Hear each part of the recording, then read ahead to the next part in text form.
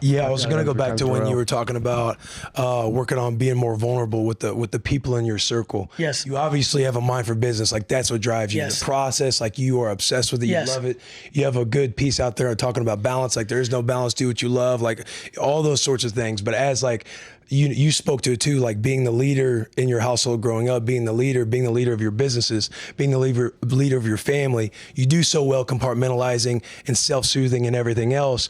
How do you, like, talk about the times you got to check yourself with checking the pulse of the people, like, in your family, in your household, to where your drive and your balance might be indirectly affecting them in a way that the wall has been broken down to be like, hey, me being vulnerable here makes me feel better that I'm actually hearing this from you, Gary, because I didn't know you were actually going through that. And that helps the family grow with you, because there's this bridge that starts to happen with your work ethic. Yeah, I mean, I think it's still a work in progress for me.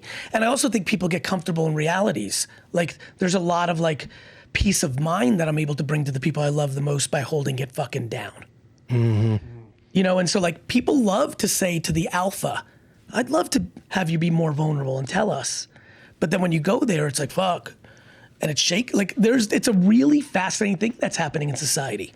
There's this big conversation of, like, we want our alphas, mom, grandma, dad, uncle, whoever it is, boss, to be more vulnerable.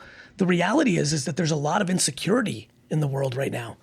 And when the person that is your foundation starts to show cracks, people want to step up for that person, but often they're not the leader because they don't have the capacity to go there. Mm. I've flirted with vulnerability with everyone. I've also seen the reactions to it. Yeah. You know, we want more from bosses. Do you know if a boss went on and did an all company meeting, if she or he just said, all right, let me tell you what I'm dealing with, and here's all my pains and struggles and concerns, and we only have a month worth of cash flow, so if we don't get this, people are scared shitless. Yeah. And so, like, there's self-preservation mode. There's a real balance to this game. So I'm trying to find the purple. Right. A lot of people are talking shit that they want their alphas to go more vulnerable, but they don't.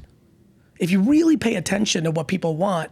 And so, like, this is a conversation that will play out in the next 20, 30 years. There's been plenty of razzing and demonization of alpha men over the last 20 years until we're in a war with China. I have a funny feeling that those alpha dudes that everybody likes to razz on, when shit hits the fan, they'll be cheering the fuck out of them. Right. So that's just the way the world always worked. People just are very bad at history lessons. I love that answer. And I also love the Garyvee smirks that he gives. Like, yeah, when I know. When he Yeah. gets a line, that kind of smirk that you're used to just seeing. So the consumer can sit there and be like, digest it for a second before it's the next sentence. The dramatic pause is a go-to. How about imposter syndrome? Somebody with your work ethic? the new funny word that we've made it. Imposter syndrome, I'm sorry to interrupt. Imposter syndrome, you mean what we used to call insecurity? Mm-hmm. Yeah. The packaging of insecurity as imposter syndrome has me laughing my ass off, and I'm glad I got to finally address it. I've said it maybe one other place. Like, yes, what about insecurity? I was gonna say in your very, like, early stages, like YouTube, and you're taking your sickening work ethic and putting it out there in the status signaling and the hitting on girls in high school. Yes, I know what insecurity looks like, but not in business. Okay. Never The day I did that social media. You ready for this? The day I did that first video, in my head driving home, I said to myself, I'm gonna fucking win this. I'm gonna be known. I'm gonna be the most important in wine business. Literally first one. Because I knew I was gonna grind it. I don't know if I'm gonna buy the New York Jets. You know why? I'm not fully in control. But I know I'm gonna give it a real fucking run. Right. Mm-hmm. You know, if the Johnsons put it up for sale tomorrow, I'm out. I just don't have enough money yet. Mm-hmm. But if they hold on to it in the range that I think they'll hold on to it, 18, 20, 16, 24 years, I'm in the mix. I believe that to be true. So you're saying your foundation, your cloth, was built as this world of social media, comments, seeing negativity was there, but, like, as this stuff transpired and transcended into what is to what people... In high school, no one's opinion or peer pressure even remotely came to penetrate the way I walked around. I think that's the toughest environment. Yeah. Yeah. I didn't know it. This is fun to say as a 48-year-old man. In my late 20s, mid 30s, when I started being like, whoa, I was a weird kid in high school. I was friends with everyone. That was based on me not caring that my cool friends were making fun of me for hanging out with my not cool friends. I didn't care. I wasn't willing to compromise on kindness. In the 90s, in New Jersey, in high school, there was no way to get to the upper echelon of popularity without being a dick face. You had to make fun of people. It just was the currency. Right. I wasn't willing to go there. And Where'd you learn that? Like, how'd you have that in high school? You know what I mean? My mom.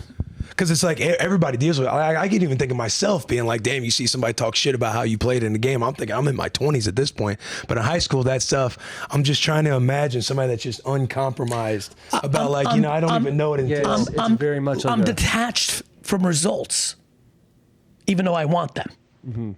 Meaning, when someone says stuff, first of all, there's a lot to it. Let's break it down. Because we're bouncing. People shitting on you in social media should not be met with you being upset for you. It should be met with you being compassionate to them.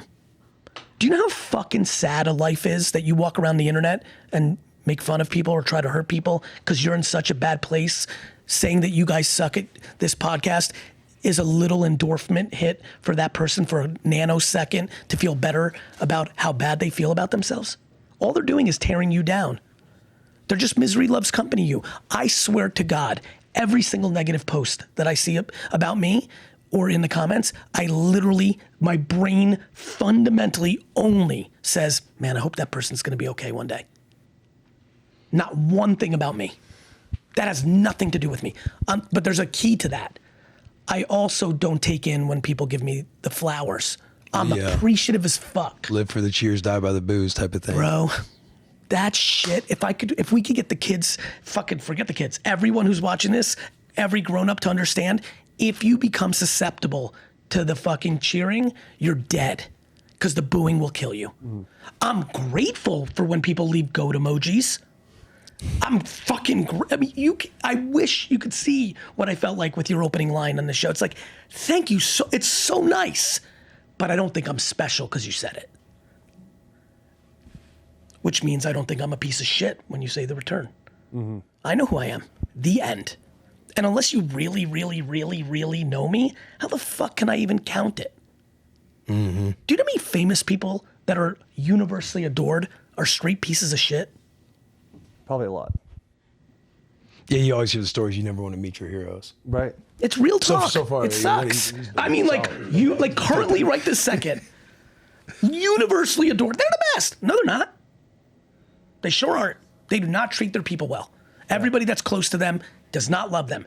I can go to sleep every night and put my head on a pillow because the more you know me, the more you like me, those are the results I see. When you talk about people that really, really, really know you, how many people would you say really, truly know who Gary Vee is? 0. And let me break down where I was going with that. That's a context one. Yeah, that's a context one. If you said that, we're clipping that just so we can get the context. And then we'll have you come on again to explain that. Gary Vee about how close he is with his family. 0. I'm obviously going tongue-in-cheek because I wanted to make 2 points. Yeah. So the answer to your question on that one, the way you actually asked it, probably 100.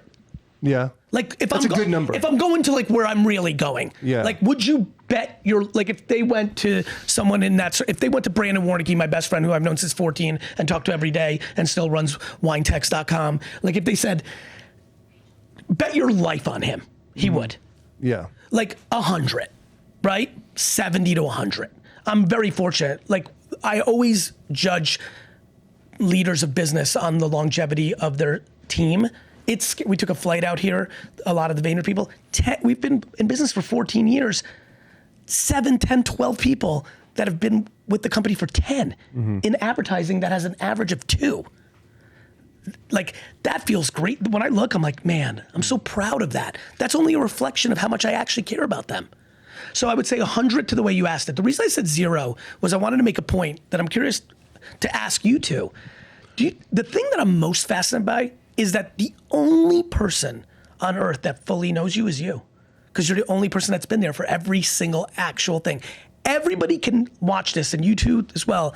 There's certain things that nobody on earth knows about you besides you.